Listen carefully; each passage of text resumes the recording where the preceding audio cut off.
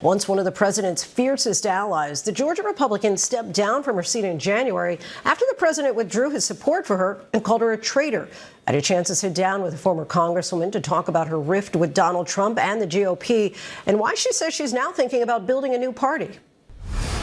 You had said initially that you were in part leaving Congress because of the death threats that you were receiving your family. Would you consider then running for public office again, or would that preclude you from that?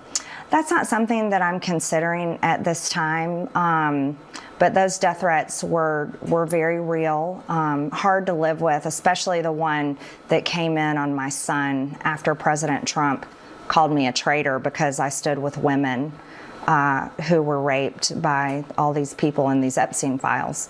And, just recently, it's approximately a week ago, another man was convicted for death threats that he had been calling into my congressional office while he was receiving a paycheck through the federal government working at Voice of America. So these cases continue to go on. They're very serious. Political violence is a major problem for all sides of the political aisle, and it's not good. So no chance that you would run for president?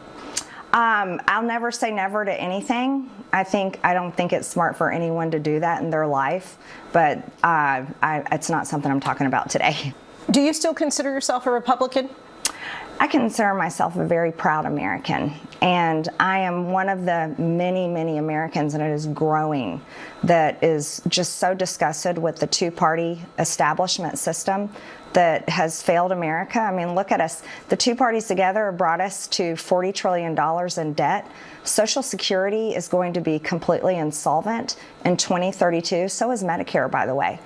And our dollar, we've totally lost so much of the value of our dollar. All these things impact all Americans together, and the two parties are doing nothing about it. So Tucker Carlson obviously has come out and said that he is going to actively start a third party. You have said that you've been in talks about a third party. Have you all communicated together? We are talking together. There is a group of us that are talking together. We're not public with what we're talking about yet. But it's not only that we are talking together. There's many Americans that talk about this every single day.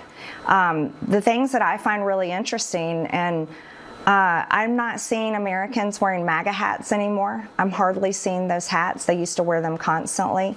I'm not seeing even Democrat voters excited about the future of the Democrat Party. As a matter, you're seeing a lot of Democrat voters actually turn and vote for extremely different and new types of Democrat candidates.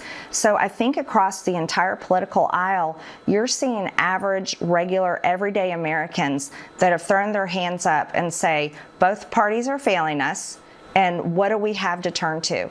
And I think it is the right time for all of us to have this conversation and say, do we need a third party, or do we need to just get rid of both parties altogether? When you hear that President Trump has netted $2 billion since he returned to the White House, what do you make of that as a former part of MAGA? You say that you don't see people wearing those hats anymore. What has the response been to learning that he's enriched himself so much? Look, I'm all for people being successful and making money, but I think that is absolutely shameful.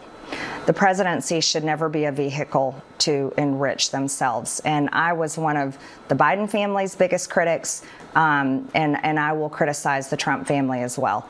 Yeah, that last financial disclosure was shocking, and there's no way this multi-billionaire president can relate to average Americans who are struggling to get by.